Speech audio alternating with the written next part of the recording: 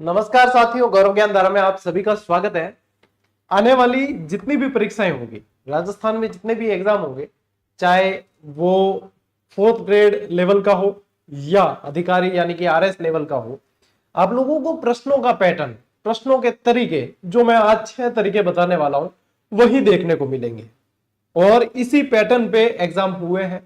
मैंने अभी हाल ही में हुए एग्जाम में से उन 6 टाइप के क्वेश्चन को उठाया है, क्योंकि सभी जगह ये तो चर्चा जरूर चल रही है कि प्रश्नों के पैटर्न बदल रहे हैं, प्रश्नों का तरीका बदल रहा है, नया पैटर्न आया है, ये है वो है, लेकिन कोई भी इस पे चर्चा नहीं कर रहा कि इस पैटर्न के अनुसार तैयारी कैसे करें, प्रिपरेशन कैसे करें, ऐसे प्रश्नों के लिए कैसे प्रिपेयर हुआ जाए, कैसे तैयार हुआ जाए। तो मैं इस सेशन में वही चर्चा करने वाला हूं कि इनके अनुरूप तैयार कैसे हुआ जाए। मैंने 6 तरह के प्रश्न इसमें शामिल किए हैं, जिसमें अपन यदि देखते हैं कि 6 तरीके के प्रश्न इसी आधार पे पूछे जाएंगे। अब ये सारे टाइप्स ऑफ क्वेश्चन है कि इस तरीके से पूछे जाएंगे। तो यहाँ पे अपन देखें तो देखो, यहाँ पे 6 तरीके के मैं प्रश्न बता रहा हूं आप लोगों को। एक तो आ रहे हैं कथन कारण वाले, जो सबसे ज्यादा चुनौतीपूर्ण विद्यार्थियों के लिए बने हुए हैं, वो है कथन कारण वाले। एक कथन दे दिया, एक कारण दे दिया और उसके बाद में फिर जो है वो घमासान चालू होती है। कथन सही है, कारण गलत है, कारण सही है, कथन गलत है, कथन की कारण जो है पुष्टि करता है कि नहीं करता, कारण के अनुरूप कथन है या नहीं है, इस तरीके से। तो वहां पे वही विद्यार्थी बाजी मारते हैं जो बिल्कुल उन कथन और कारण को बहुत अच्छी तरीके से उनके दिमाग में वो चीज आ जाती है। अब इसमें से कई सारे ऐसे बच्चे होते हैं जिनके दिमाग में एक कथन से संबंधित तो बिल्कुल क्लियर होता है, कारण से संबंधित क्लियर नहीं होता। ऐसे में मैं ये कहना चाहूंगा विद्यार्थियों को, जरूरी नहीं है कि आप जो है हर प्रश्न को अटेंड करें। यहाँ पे आप लोगों को धैर्य के साथ में तो काम लेना है, साथ ही साथ यहाँ पे हर चीज को अटेंड करना जरूरी नहीं है। यही गलती जो हर चीज को अटेंड करने वाले की, हाँ ये तो सही होगा, मेरे अनुसार सही हो रहा है, वो विद्यार्थी 40% भी क्रॉस नहीं कर पा रहे हैं। आज इसी पे चर्चा करने वाले अपन। दूसरे जो प्रश्न आ रहे हैं आपके सुमेलित करने वाले, ये सुमेलित करने वाले पहले भी आते रहे हैं और इस बार मतलब रीट में ये वाले थोड़े से ज्यादा हो गए थे, कथन कारण वाले और कालानुक्रम वाले। मिक्सर पेपर नहीं था, बल्कि ये वाले ज्यादा दे दिए, तो ये क्या होते हैं, टाइम कंज्यूमिंग होते हैं। वहीं पे विद्यार्थी ज्यादा पीड़ा में चले गए थे, ज्यादा उनको ऐसे लगा था कि सर ये क्या है। कई सारे मेरे पास भी कमेंट आए कि ये मतलब पेपर का पैटर्न नहीं है, और मैं भी मानता हूं ये कोई पेपर बनाने का तरीका नहीं है। तीसरी तरीके आते हैं कालानुक्रम वाले। इसमें आप लोगों को सीक्वेंस से बताने होते हैं, या तो पहले से बाद में पूछ लेंगे या बाद से पहले पूछा जाता है, ठीक है। चौथी तरह के असत्य को पहचानना है। अब देखो, जो सही को पहचानना उसके लिए तो माइंडसेट अपना बिल्कुल सेट रहता है, लेकिन असत्य को पहचानना तो कई बार तो हमें वो असत्य वाला शब्द नहीं दिखता है, कभी जो है नहीं लिखा होता है तो वो नहीं दिखता है। तो वहां पे थोड़ा सा आप लोगों को अपने दिमाग के न्यूरॉन्स को एक्टिव रखना पड़ेगा, अपने दिमाग को एक्टिव रखना पड़ेगा, उन चीजों पे, उन शब्दों पे फोकस करना पड़ेगा। फिर आते हैं आपके कूट मिलान वाले, यानी 3-4 कूट दे दिए, उसमें से ए बी सी सही है, ए बी सही है, बी सी सही है, इस तरीके। और फिर आते हैं सीधे सवाल। अब ऐसा नहीं है कि ये पैटर्न चेंज हुआ तो सीधे सवाल आने ही बंद हो गए, सीधे सवाल तो आएंगे ही आएंगे, और उन सीधे सवालों की जो लैंग्वेज है उसी को मिलाकर बाकी प्रश्न बनाए जाते हैं। सबसे पहली चीज मैं आप लोगों को इस चीज पे आश्वस्त कर दूं कि ये जो है, आप लोग सोचते हैं कि अब जो है कंटेंट बदलने का समय आ गया है, कंटेंट बदलने का समय आ गया है, नहीं, बदलने का समय ये नहीं।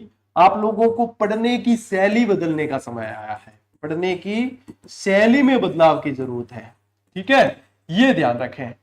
अब देखो क्यों मैं ऐसा कह रहा हूं, क्योंकि कंटेंट वही है। जो प्रश्न कठिन बना है, जो कथन कारण वाला कठिन प्रश्न है, वो सभी के लिए कठिन है। जरूरी नहीं है आप उसको सही करेंगे तभी सिलेक्शन लेंगे। कई प्रश्न इसमें ऐसे आते हैं जिनको स्किप किया जाएगा या स्किप किया जाना चाहिए। तो कंटेंट वही होना चाहिए, लेकिन उस कंटेंट पे आप लोगों की अप्रोच ज्यादा होनी चाहिए, आप लोगों को वो कंटेंट याद ज्यादा होना चाहिए। अब जैसे 4 कथन आ रहे हैं तो उन 4 में से कम आपको 3 कथन अच्छे से याद है, 3 फैक्ट अच्छे से याद है, तब आप उसके निष्कर्ष तक पहुंच पाएंगे। तो जो कंटेंट आपके पास में है, जो भी पुस्तकें आप पढ़ रहे हो, XYZ कोई भी आप लोगों के पास है, इंश्योर ये करना है कि उसमें लिखी हुई एक एक पंक्ति और एक एक शब्द जो है हमें ज्यादा से ज्यादा याद रह पाए। जरूरी नहीं पूरा पूरा याद रहेगा ही या रट्टा मारना है, नहीं, लेकिन उस पर समय बिताना पड़ेगा आप लोगों को, उन चीजों को बार बार देखना पड़ेगा, उन चीजों पे बार बार अभ्यास करना पड़ेगा, यही चीज है आज के इस सेशन में। चलिए पहली तरह का अपन प्रश्न देखते हैं। जो प्रश्न मैंने लिया है कथन कारण वाला, इसमें होता है, एक तो होता है कथन, ठीक है, एक तो आप लोगों को दे दिया कथन और एक दिया जाता है कारण, ठीक है। ये प्रश्न जैसे कि जमादार का पेपर हुआ था उसके अंदर ये प्रश्न दिया गया था। देखें अब देखो क्या दिया है। एक तो लैंग्वेज, इस प्रश्न में समस्या विद्यार्थियों के लिए ये होती है कि इतनी लैंग्वेज पढ़ने में समय चला जाता है, फिर इसको समझना होता है, इन दोनों कथनों को समझना होता है, इनके बीच में क्या बॉन्डिंग है, क्या सहसंबंध है वो समझना होता है, उसके बाद में निष्कर्ष पर पहुंचना होता है। लेकिन आप लोगों की कंटेंट पे पकड़ है, आप लोगों ने जो आपकी पाठ्य सामग्री उसको बहुत अच्छे से पढ़ा है, तो आप बहुत जल्दी उस तक पहुंच सकेंगे। मैं इस सेशन के माध्यम से यही कहना चाहता हूं कि अपनी तैयारी को धार देने की जरूरत है, न कि भटकने की जरूरत है। क्या आप लोग सोचे कि कोई हूबहू प्रैक्टिस करवा देगा आपको या वही प्रश्न छपेंगे? अब ऐसा होना थोड़ा मुश्किल है, जबकि आपको ऐसे प्रश्नों के लिए अभ्यस्त होना पड़ेगा। ऐसे प्रश्नों के लिए आप लोगों को अपने माइंड सेट को बदलना पड़ेगा, ये चीज ध्यान रखनी है। अब देखो इसमें जैसे कि ये यहाँ पे दे दिया कि ए और आर है, अभिकथन ए दिया है, राजस्थान देश में झारखंड के पश्चात दूसरा सबसे बड़ा खनिज उत्पादक राज्य है, ठीक है। दूसरा दिया है, आर दिया है कि राज्य में चूना पत्थर की विशाल उपलब्धता के कारण बड़ी संख्या में सीमेंट संयंत्र है, ठीक है। अब यहाँ पे ये चीज दे दी। अब पहले तो आप लोगों को इन दोनों चीजों में पता होना चाहिए कि ये दोनों चीजें सही है या नहीं है, फिर सहसंबंध की बात करेंगे, ऐसे प्रश्नों के निष्कर्ष तक कैसे पहुंचा जाए। इसीलिए ये सेशन है कि इनको हल कैसे करना है, उन पे ये चर्चा कर रहे हैं अपन, ठीक है। तो इसमें क्या है, राजस्थान देश में झारखंड के पश्चात दूसरा सबसे बड़ा खनिज उत्पादक राज्य है या नहीं, तो ये आपको कितना याद है उस पर आधारित है ये। यदि मैं बात करूं कि यहाँ पे खनिज की बात करें अपन, तो राजस्थान जो है भंडार की दृष्टि खनिज भंडार की दृष्टि से देखें ना, भंडार की दृष्टि से झारखंड के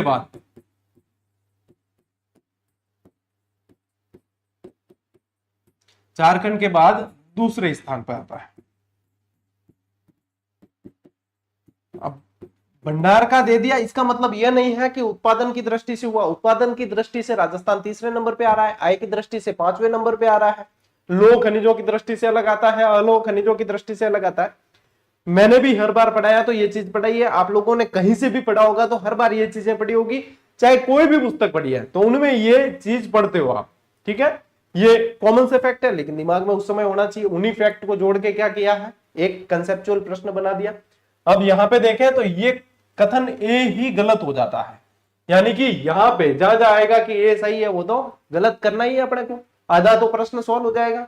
दूसरा कि राज्य में चूना पत्थर की विशाल उपलब्धता के कारण बड़ी संख्या में सीमेंट संयंत्र है, ये सही है। अब ठीक है, ये सही है। अब देखो, अब आते हैं अपन इस पे, इनको सॉल्व करने का तरीका। कथन कारण वाले कोई भी प्रश्न उठा के देखो, यही पैटर्न है, सॉल्व करने का तरीका आना चाहिए। अब देखो पहला ऑप्शन क्या कह रहा है, ए और आर दोनों सही है, ये ऑप्शन ही खारिज हो गया, क्योंकि ये तो गलत है, ये तो गलत है, ये तो ऑप्शन गया। ए और आर दोनों सही है, ये ऑप्शन भी गया, ले यही तरीका है। अब यहां पे आप लोगों को ये चीज पता होगी, जितना आप याद कर लेंगे, जितना आप समझ लेंगे चीजें, आपके उत्तर निकलता जाएगा। इसका उत्तर निकालना बता रहा हूं मैं आप लोगों को।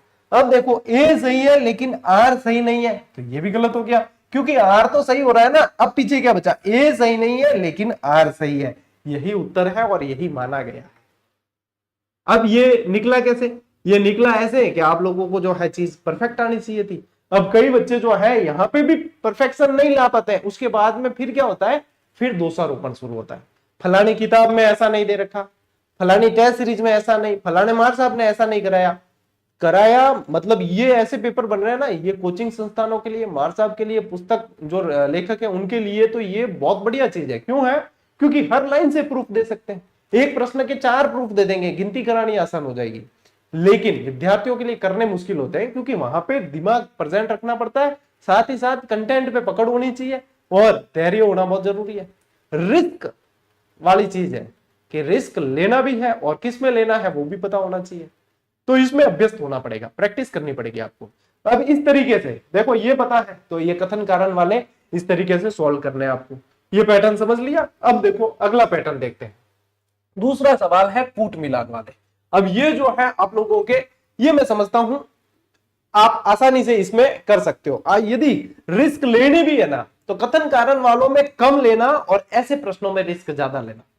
अगर दोनों की तुलना करें तो कथन कारण वालों में कम लेके ऐसे प्रश्नों की रिस्क ज्यादा लेना। अब इसमें देखो कि लोक नृत्यों के बारे में कथनों पे विचार करना है, तो पहली चीज अपन देखते हैं, गैर नृत्य मेवाड़ और बाड़मेर क्षेत्र में प्रसिद्ध है, गीदड़ नृत्य शेखावाटी क्षेत्र में है, चंग नृत्य महिलाओं द्वारा होली के दौरान किया जाता है, गुडला जोधपुर का प्रसिद्ध है। अब जैसे ही आप कथन पढ़ते हो तो ये ऑप्शन देखने की बजाय पहले आप लोगों को इस पे विचार कर लेना है। क्यों लिखा है, कि यहाँ पे लिखा भी है विचार करें। अब देखो कि क्या ये कथन सही है कि नहीं अपने दिमाग में, और पेपर में वहां पे भी हल्का सा टिक करते रहो कि हाँ मेवाड़ और बाड़मेर में गैर नृत्य होता है, ये तो बिल्कुल सही है बेटा। गीदड़ नृत्य शेखावाटी क्षेत्र में प्रसिद्ध है क्या, हाँ गीदड़ और चंग और ये तो शेखावाटी के ही नृत्य है, कई बार आप लोगों ने पढ़ा है, सभी जगह पढ़ा है। अब आओ कि चंग नृत्य महिलाओं द्वारा होली के अवसर पर किया जाता है। अब जब आपने ढंग से पढ़ा है तो फिर पढ़ोगे कि चंग नृत्य केवल पुरुषों द्वारा किया जाता है, केवल पुरुषों द्वारा, तो ये हो गया, ये गलत है। गुडला जोधपुर का प्रसिद्ध नृत्य है, ये सही है। अब कुछ नहीं, अब यहां पे विचार कर लिया तो इसके अनुसार ऑप्शन कौन सा है वो ढूंढना है, इससे समय बचेगा। पहले ऑप्शन देख के फिर यहाँ पे विचार करने मत आना है, यहाँ देखा तुरंत विचार यहीं पे हो जाना चाहिए, उसके बाद में फिर ऑप्शन पे आना है कि अब इसके अनुसार ऑप्शन कौन सा है। अब अपने ऑप्शन आ रहा है ए बी और डी सही है। अब ढूंढो यहाँ पे ए बी और डी का दे रखा है कि ये रहा ए बी और डी, तो ये है इसका तरीका करने का। इस टाइप के जो क्वेश्चन आते हैं उनको करने का तरीका ये है। यहाँ पे आ गया, अब सीधा अपने आ गया कि ए बी और डी सही है, बस समय बचा सीधा का सीधा। और ऐसे में रिस्क लोगे तो इसमें चांस ज्यादा रहते हैं सही होने के, ठीक है। तीसरी तरह के प्रश्न यहाँ पे, अब यहाँ पे क्या है, सीधे सीधे मतलब फैक्ट दिया है, लेकिन ये टेढ़ा प्रश्न है। ऐसे प्रश्न टेढ़े होते हैं, स्पेशली जो जनसंख्या पे आधारित आ गए। अब ये कैसा है, ये वाला है असत्य पहचानना। असत्य पहचानने वाले इजी भी आते हैं, थोड़े सी ढंग के भी आते हैं, लेकिन ये थोड़ा सा कठिन है। कठिन कैसे है, क्यों कह रहा हूं मैं, 1921 में राजस्थान की जनसंख्या 1.03 करोड़ थी। विद्यार्थी कितना याद करेगा, क्या हर साल की वो याद करेगा कि 1921 में इतनी थी, 1931 में इतनी थी, 41 में इतनी थी, 51 में इतनी थी? इसका तो कोई मतलब ही नहीं कि कहीं भी कुछ भी पूछा जा सकता है। ये वाले सवाल जो होते हैं थोड़े से स्किप करने वाला, इसमें रेशियो अधिक होता है। ऐसे प्रश्नों में आपको रिस्क कम लेने चाहिए। फिर भी देखते हैं, अब ये जो है, वैसे ये 1.03 करोड़ थी, ये बात सही है, लेकिन विद्यार्थियों के पास में इतना डेटा पढ़ने को होता भी नहीं, और होता है तो भी याद नहीं होता, इतना याद नहीं किया जा सकता। और कोई इतने को याद करने की तरफ दौड़ रहा है तो मैं उसे गलत समझता हूं, क्योंकि इतने याद करने के चक्कर में जो आप आ सकती है ना चीजें, उन्हें भी आप कवर नहीं कर पाओगे, दोहरान नहीं कर पाओगे आप चीजों का। तो ये चीज पैटर्न पढ़ने में शामिल मत करना कि हाँ हम बहुत ज्यादा मैटर पढ़े, ये भी पढ़ लें वो भी पढ़ लें। दोहरान बहुत जरूरी है बेटा। अब देखो 1921 राजस्थान की जनसंख्या के लिए नकारात्मक वृद्धि वर्ष था, कि यहाँ पे जो है नकारात्मक वृद्धि वर्ष था क्या 1921? तो यहां देखोगे तो 1921, यदि आप लोगों ने देखा है तो 1921 को महान विभाजक वर्ष कहा गया है जनसंख्या का। क्या कहा गया है? महान विभाजक वर्ष कहा गया है, विभाजक वर्ष कहा गया। अब यहाँ पे यदि आप लोगों को ये पता है तो आप लोग कर पाओगे कि हाँ ये तो बात सही है। अब यहाँ पे गड़बड़ होती है कि 1981 में राजस्थान की जनसंख्या अधिकतम वृद्धि हुई थी। अब वृद्धि तो हुई थी, लेकिन वो दशक था, दशक कौन सा था? 1971 से 1981 तक के दशक की बात करते हैं ना, तब जो है वृद्धि वाला दशक था। तो स्पेशली 1981 की ही बात करें तो वहां पे ये कथन सही नहीं बैठता। तो आप लोगों को जो असत्य छांटना था वो यही है। 2001 में राजस्थान की जनसंख्या वृद्धि दर स्थिर हो गई थी, ये भी सही है। तो जो छांटना था आप लोगों को वो ये था, लेकिन आप इसमें जो है बहुत ज्यादा कंफ्यूज होते हैं, इतना डेटा याद भी नहीं रह पाता। तो ऐसे प्रश्न जब सामने आ जाए ना तो बेझिझक आप छोड़ सकते हैं, क्योंकि इसको छोड़ने में ही भलाई है।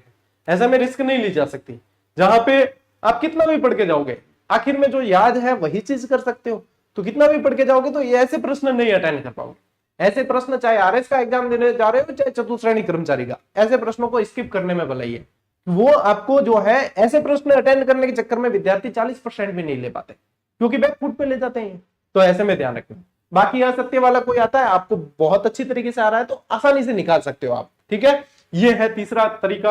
अब चौथा देखो, कालानुक्रम वाले सवाल। इसमें आप लोगों को कालक्रम याद होने चाहिए, यानी कि शासक पढ़ रहे हो तो शासक के भी याद होने चाहिए, कोई घटना पढ़ रहे हो तो घटना के भी याद होने चाहिए। यहां पे यदि 2-3 का भी याद आ जाए तो आप उसका सीक्वेंस बिठा सकते हो, 2-3 का भी याद आ जाए तो सीक्वेंस बिठा सकते हो। अब जैसे कि ये प्रश्न पूछा है 1857 की क्रांति से संबंधित।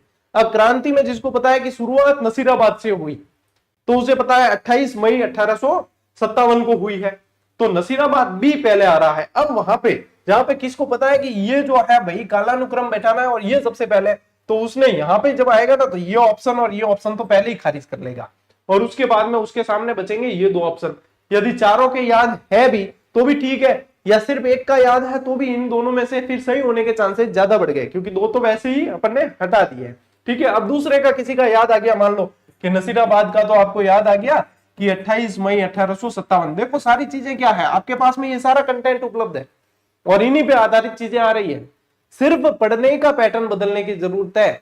ठीक है, सिर्फ पढ़ने की शैली बदलने की और ध्यान देने की जरूरत है। मैं यही चीज यहाँ पे बताने आया हूं आपको, हर प्रश्न का मैंने सैंपल लिया फिर बता रहा हूं। तो यहाँ 28 मई 1857, फिर किसी को याद आ जाए कि नीमच की भैया 3 जून 1857 थी, 3 जून 1857, इतना तो आप याद करते ही हैं, ये डेटे तो याद करते हैं। अब देखो यहाँ पे यानी कि बी सी, अब यहाँ पे जैसे ही दो की याद आई तो भी उत्तर निकल गया। कालानुक्रम में दो की भी यदि ढंग से याद है ना चीज तो भी उत्तर निकल सकता है, लेकिन 3 की याद है तो पक्का निकल जाएगा, चारों की याद होनी जरूरी नहीं है। तो कुछ एक तो कालानुक्रम पे आपको जोर देना पड़ेगा। अब यदि अपन बात करेंगे दूसरे के भी लिख लें गुरुजी, तो यहाँ पे जो है ये 21 अगस्त है, 21 अगस्त 1857, और कोटा की है 15 अक्टूबर, 15 अक्टूबर 1857। चारों की याद है तो श्योर उत्तर निकलना है, लेकिन दो से भी उत्तर निकल सकता है। कालानुक्रम वाले भी सही होने के चांसेस अच्छे रहते हैं यदि आपको याद है तो। ये है चौथा तरीका प्रश्न का। पांचवा देखिए, पांचवा है सुमेलित करना है। अब सुमेलित करने वाले ये भी सवाल आते रहते हैं, है ना। तो सुमेलित करने में जैसे कि ये दे रखे हैं 4, यहाँ पे सूची 1 सूची 2 दे दी, यहाँ पे भी आप लोग यदि 2 भी सुमेलित कर लेते हो ना ढंग से तो भी उत्तर निकलने के चांस बढ़ जाते हैं। ठीक है, अब यहाँ पे जैसे कि 7 है, 7 क्या है, 7 है घास, यानी कि ए का दूसरा कहां मैच हो रहा है, सीधा ढूंढो और अंडरलाइन कर लो, ए का दूसरा ये रहा, अब बाकी में है ही नहीं, देखो सिर्फ यहीं से उत्तर निकल गया, ए के दूसरे से सिर्फ यहीं से निकल गया। लेकिन ज्यादातर में सिर्फ एक से नहीं निकलता है मिलान वाले में, यहाँ तो ऑप्शन ही ऐसे दिए हैं। ज्यादातर में 2 यदि मैच कर लो तो आपके उत्तर निकल जाएगा। अब जैसे कि कल्पवृक्ष के, राजस्थान का कल्पवृक्ष कहलाता है खेजड़ी, तो बी का तीसरा, अब ये बी का तीसरा, तो 2 मैच कर लोगे ना तो काफी उत्तर निकल जाएंगे। गोंद का अच्छा स्रोत तो सालार वृक्ष है, तो सी का पहला आ गया यहाँ पे, ये रहा सी का पहला। और धोक जो है, धोकड़ा के वन पाए जाते हैं, तो ये, तो यहाँ पे भी आपको 2 यदि मैच कर लेते हो आप सुमेलित तो निकल जाएगा। अब पांचवा जो है अभी, जब ये तो बहुत सीधे प्रश्न है, यहाँ पे क्या पूछा है, कर्क रेखा राजस्थान के दक्षिणतम छोर से निम्नलिखित में से किस जिले के समीप से गुजरती है, तो यहाँ डूंगरपुर ऑप्शन में नहीं है, बांसवाड़ा। ये तो है बिल्कुल सरल वाला पैटर्न प्रश्नों का। और इसमें से अब देखो जो आपको अटेंड करने या जो स्किप करने, सबसे ज्यादा जो आप मतलब स्किप कर सकते हैं या रिस्क जिसमें सबसे कम लेनी है वो है कथन कारण वाले सवाल। ठीक है, उनमें आपको रिस्क कम लेनी है कथन कारण वाले में, और उसके बाद में आप लोगों के रिस्क लेने वाले सवाल आ जाते हैं। मैंने 6 पैटर्न बताए और 6 प्रश्नों के पैटर्न का करने का तरीका बताया है। अब आप लोगों के लिए होमवर्क क्या है, आप लोग करेंगे इसका अभ्यास। ठीक है, इसका अभ्यास कैसे, आप खुद प्रश्न बना के कर सकते हो, आपके पास में जो पाठ्य सामग्री उसके अनुसार प्रश्न बना के कर सकते हो। ठीक है, अब जरूरी नहीं है कि आपको सब कुछ पका पकाया मिलेगा, या जो पका पकाया मिल रहा है वही सवाल वहां पे बनेंगे, पैटर्न वही रहेगा, लेकिन प्रश्नों के अंदर की लैंग्वेज बदली जाएगी। यदि अपन बात करें तो मैंने जीजीडी टेस्ट सीरीज में कथन कारण वाले भी सवाल दिए, लेकिन कथन कारण वाले इतने नहीं दिए हैं, बाकी सारे मिक्स सवाल दिए, बाकी 5 तरह के सवाल सारे सब टॉपिक वाइज टेस्ट सीरीज वगैरह सब में मिक्स दिए हैं। और अब जो मॉडल पेपर वाली अपन टेस्ट सीरीज बना रहे हैं, टीचर जी जान से लगे हुए हैं, उसमें कथन कारण वाले दबा के शामिल किए हैं। अब जैसे लेवल स्टैंड के आएंगे मॉडल पेपर, वरिष्ठ अध्यापक के आएंगे, तो जो भी आगामी परीक्षाएं उनके लिए मॉडल पेपर वाली टेस्ट सीरीज पे भी काम चल रहा है, उनमें भी दबा के काम कर रहे हैं। ठीक है, और मैं खुद प्रैक्टिस कराऊंगा, और आप लोगों के जो जीजीडी से लगातार जुड़े हैं विद्यार्थी उनको बता दूं कि आप लोगों के जैसे कि ये जीजीडी की जो टेस्ट सीरीज है ना बेटा, जीजीडी की जो टेस्ट सीरीज आप लोगों को टॉपिक वाइज दे रखी है, ठीक है, उनके अंदर मैंने आप लोगों से पहले ही वादा कर दिया है कि प्रत्येक टॉपिक में, क्योंकि बाकी 5 तरह के प्रश्न के पैटर्न तो ऑलरेडी हमने जोड़ रखे हैं, लेकिन स्पेशली प्रत्येक टॉपिक का एक एक टेस्ट, चाहे 10-15 प्रश्न का ही जोड़े प्रत्येक टॉपिक का। ठीक है, एक एक टेस्ट स्पेशली कथन कारण वाला जोड़ेंगे अपन, कथन कारण, और उसमें 2-4 सवाल कालानुक्रम वाले। ये जुड़ेंगे आप लोगों के मार्च एंड तक या अप्रैल 15 अप्रैल तक जुड़ेंगे, क्योंकि इनमें बहुत मेहनत लगती है ऐसे प्रश्न बनाने में। एक एक चीज को देखना पड़ता है और एक एक चीज को तराश के बनाना पड़ता है। तो इसके लिए कोई आप लोगों से वैसे ही जीजीडी की टेस्ट सीरीज जो है न मात्र के शुल्क में आती है, और कोई एक्स्ट्रा शुल्क मैं नहीं लूंगा। मैंने टीम को लगा रखा है, इस पे काम कर रहे हैं सभी दबा के, और कोई एक्स्ट्रा शुल्क आपसे नहीं लिया जाएगा। जितनी जिस भी सब्जेक्ट की टॉपिक वाइज टेस्ट सीरीज हमने दी है, उन सभी के अंदर प्रत्येक टॉपिक के कथन कारण वाले टेस्ट जोड़ देंगे। लगभग समय लगेगा इसमें, 15 अप्रैल से पहले पहले आप लोगों के जुड़ जाएंगे, और 15 अप्रैल से पहले कोई एग्जाम नहीं है। तब तक जो दे रखे हैं प्रश्न, हजारों प्रश्नों की टेस्ट सीरीज आपको प्रैक्टिस के लिए दी है, उनमें बाकी के 5 तरह के सभी तरह के सवाल मिक्स है और व्याख्या भी दी है। तो एक तो तरीका है आप लोगों के पास प्रैक्टिस का वो। लेकिन बेटा आप लोगों को लगे कि गुरुजी ये चीज बताने के बाद में जो है टेस्ट सीरीज से सर का फायदा होगा, तो कतई ये मत सोचना, क्योंकि यहां तो मतलब खुद के फायदे को देखने के लिए काम ही नहीं करते। और ये पैटर्न जो आपको यदि लगे कि आप खुद प्रश्नों के ये बना के और फिर प्रैक्टिस कर सकते हैं, या कोई और भी इस तरीके से करवा रहा है, तो प्राथमिकता उसे दो। उसके बाद में जो है जीडी तो है ही, आपका अपना प्लेटफॉर्म है, लेकिन इस तरीके से बढ़ना है। ये जो 5-6 तरीके के प्रश्न बताए मैंने आप लोगों को, इन प्रश्नों के अनुसार ही आपको अध्ययन सामग्री को पढ़ना है, उस माइंडसेट के साथ में तैयारी करनी है। फिर आप लोगों को पछताना नहीं पड़ेगा कि हाँ कैसा भी पेपर आ जाए, इससे ज्यादा क्या आएगा। इन 6 तरीके के जो प्रश्न बताए, इनसे अधिक क्या पूछा जाएगा आपसे, यही चीज पूछी जाएगी। और इसके अभ्यस्त आप हो गए, इसके अनुसार आप पढ़ने लग गए, तो बस और फिर चाहिए ही क्या आप लोगों, और फिर चाहिए ही क्या, यही तो चीज है। अब देखो मैं एक चीज और यहां पे भी बता दूं जाते जाते, कि यहां पे जो आप लोगों को जो टॉपिक वाइज टेस्ट सीरीज दी, उसमें हमने जीजीडी ऐप पे जाओ, सेकंड ग्रेड की दे रखी है, एलडीसी की दे रखी है, लैब असिस्टेंट की दे रखी है, वनपाल भर्ती की दी है, चतुश्रेणी हाईकोर्ट वाली दे रखी है आप लोगों के, ठीक है। और लैब असिस्टेंट का पूरा निःशुल्क बैच ओपीडी पे, ऑब्जेक्टिव प्रश्न धारा पे आप लोगों के चल रहा है। और टेलीग्राम से जरूर जुड़ जाना, क्योंकि जो भी इनिशिएटिव किया जाता है या जो भी नवाचार आप लोगों के लिए हो रहा है, उसकी सूचना टेलीग्राम पे दी जाती है। मैं अभी ऐसे सेशन आप लोगों के लिए और भी लाऊंगा, जिससे आप लोगों के जो है मार्गदर्शन की आप लोगों को जो कमी महसूस हो रही है, या जिस चीज पे बात करनी चाहिए वहां कोई बात नहीं कर रहा है, उस पे अपन बात करेंगे कि हाँ करना क्या है। सभी को पता है ये चीज हो रही है, हो रही है, हो रही है, उसका सामना कैसे किया जाए, उसके हैबिचुअल कैसे हुए जाए, उसका समाधान क्या है, उस पे अपन बात करेंगे, ताकि आप लोग उसके अनुसार पढ़ें और उसके अनुसार प्रिपेयर हो सके। इन 6 तरीके के प्रश्नों के अनुसार ही अध्ययन सामग्री आपको पढ़नी है, और उसके अनुसार पढ़ना है। देखना पढ़ना आप लोगों के लिए ऐसे लगेगा पेपर तो फिर कैसा भी भारी बना दो कि पेपर तो हमारे लिए, तो भाई हम तो पढ़े इसके अनुसार है, हमारे लिए हलवा है, और इसके अनुसार ही पढ़ना है। इसके अनुसार मैं भी जब जब आप लोगों के लिए ऑब्जेक्टिव प्रश्नों के सेशन लाऊंगा, या आप लोगों के लिए जैसे जो भी आगे चीजें करेंगे, इसके अनुसार ही करेंगे। भाई पैटर्न के अनुसार ही चलना पड़ेगा। पैटर्न बदलना कोई मतलब ऐसा नहीं है कि अरे ऐसे हो जाएगा वैसे हो जाएगा, उसके अनुसार पढ़ लीजिए, बस काम आसान हो जाएगा। और उसके अनुसार पढ़ने का तरीका भी आना चाहिए। तो ये चीज है, अपने सभी साथियों तक भी आप लोग साझा करें। आज के इस सेशन में साथियों इतना ही। अब मिलते हैं अपन अगले सेशन में, अगले वीडियो में। तब तक के लिए राम राम, जय हिंद।